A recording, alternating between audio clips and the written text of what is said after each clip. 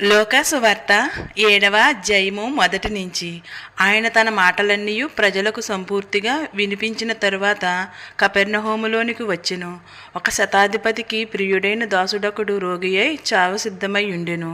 శతాధిపతి యేసును గూర్చి విని ఆయన వచ్చి తన దాసుని స్వస్థపరచవలనని ఆయనను వేడుకొనుటకు యూదుల పెద్దలను ఆయన యొద్దకు పంపెను. వారు యేసునొద్దకు వచ్చి, నీ వలన ఈ మేలు పొందుటకు అతడు యోగ్యుడు.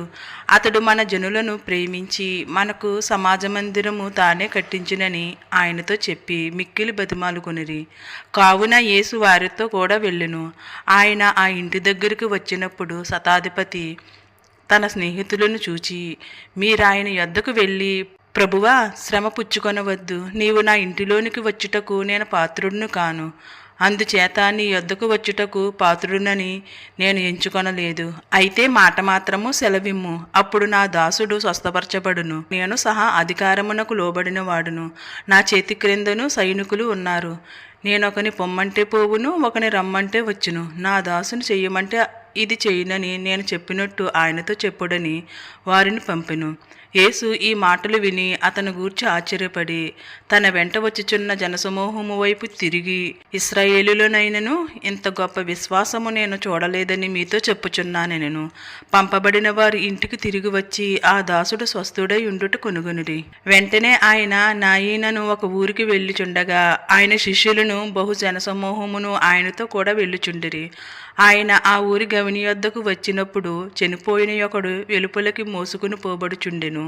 అతని తల్లికి అతడొకడే కుమారుడు, ఆమె విధవరాలు. ఆ ఊరి జనులు అనేకులు ఆమెతో కూడా ఉండిరి. ప్రభువు ఆమెను చూచి ఆమె యందు కనికరపడి ఏడవవద్దని ఆమెతో చెప్పి దగ్గరకు వచ్చి పాడెను ముట్టగా మోయుచున్నవారు నిలిచిరి. ఆయన, చిన్నవాడా, లెమ్మని నీతో చెప్పుచున్నాననగా ఆ చనిపోయినవాడు లేచి కూర్చుండి మాటలాడసాగును. ఆయన అతని తల్లికి అప్పగించెను. అందరూ భయక్రాంతులై, మనలో గొప్ప ప్రవక్త బయలుదేరి ఉన్నాడనియు దేవుడు తన ప్రజలకు దర్శనం అనుగ్రహించి ఉన్నాడనియు దేవుని మహిమపరిచిరి. ఆయనను గూర్చిన ఈ సమాచారము యూదయ యందంతటను చుట్టుపట్ల ప్రదేశమందంతటను వ్యాపించెను.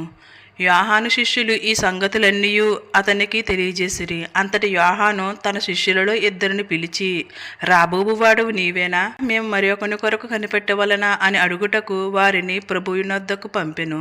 ఆ మనుషులు ఆయన యొద్దకు వచ్చి, రాబోవువాడవు నీవేనా, లేక మరి ఒకని కొరకు మేము కనిపెట్టవలనా అని అడుగుటకు బాప్తిస్మమిచ్చి యోహాను మమ్మను నీ యొద్దకు పంపునని చెప్పిరి. ఆ గడియలోనే ఆయన రోగములను, బాధలను, అపవిత్రాత్మలను గల అనేకులను స్వస్థపరిచి చాలామంది గ్రుడ్డివారికి చూపు దయచేసెను. అప్పుడు ఆయన, మీరు వెళ్ళి కన్నవాటిని విన్నవాటిని యోహానుకు తెలుపుడి. గ్రుడ్డివారు చూపు పొందుచున్నారు, కుంటివారు నడుచుచున్నారు, కుష్ఠరోగులు శుద్ధులగుచున్నారు, చెవిటివారు వినుచున్నారు, చనిపోయిన వారు లేపబడుచున్నారు, బేదలకు సువార్త ప్రకటింపబడుచున్నది. నా విషయమై అభ్యంతరపడినవాడు ధన్యుడని వారికి ఉత్తరమిచ్చెను. యోహాను దూతలు వెళ్ళిన తరువాత ఆయన యోహానును గూర్చి జనసమూహములతో ఇలాగ చెప్పసాగెను. మీరేమి చూచుటకు అరణ్యంలోనికి వెళ్ళితిరి? గాలికి కదులుచున్న రెల్లునా? మీరేమి చూడ వెళ్ళితిరి? సన్నపు బట్టలు ధరించుకొనినా వానినా? ఇదిగో, ప్రశస్త వస్త్రములు ధరించుకుని సుఖముగా జీవించువారు రాజగృహములలో ఉందురు. అయితే మీరేమి చూడవెళ్ళితిరి? ప్రవక్తనా? అవును గాని ప్రవక్త కంటే గొప్పవానినని మీతో చెప్పుచున్నాను. ఇదిగో, నేను నా దూతను మీకు ముందుగా పంపుచున్నాను. అతడు నీ ముందర నీ మార్గము సిద్ధపరచును అని ఎవరిని గూర్చి వ్రాయబడునో అతడే ఈ యోహాను. స్త్రీలు కనిన వారిలో యోహాను కంటే గొప్పవాడెవడునూ లేడు. అయినను దేవుని రాజ్యములో అల్పుడైన వాడు అతని కంటే గొప్పవాడని మీతో చెప్పుచున్నాను. ప్రజలందరూ సుంకరులను యోహాను బోధ విని అతడిచ్చిన బాప్తిస్మము పొందిన వారై దేవుడు న్యాయవంతుడని ఒప్పుకొనిరి గాని పరిసయ్యులను, ధర్మశాస్త్రోపదేశకులను అతని చేత బాప్తిస్మము పొందక తమ విషయం దేవుని సంకల్పమును నిరాకరించిరి. కాబట్టి ఈ తరము మనుషులను నేను దేనితో పోల్చెదను? వారు దేనిని పోలి ఉన్నారు? సంత వీధులలో కూర్చుండి మీకు పిల్లనగురవి ఉదితిమి గాని మీరు నాట్యమాడరైతిరి, ప్రాలాపించితిమి గాని మీరు ఏడ్వరైతిరి అని ఒకనితో ఒకడు చెప్పుకుని పిలుపులాటలాడుకుని పిల్లకాయలను పోలి ఉన్నారు. బాప్తిస్మమిచ్చి యోహాను రొట్టు తినకయు ద్రాక్షారసము త్రాగకయు వచ్చును గనుక వీడు దయ్యము పట్టినవాడని మీరు అనుచున్నారు. మనుషు కుమారుడు తినుచును త్రాగుచును వచ్చును గనుక మీరు ఇదిగో వీడు తిండిపోతును మద్యపానియు సుంకరులకును పాపులకును స్నేహితుడని అనుచున్నారు. అయినను జ్ఞానము జ్ఞానమని దాని సంబంధులందరిని బట్టి తీర్పు పొందినను.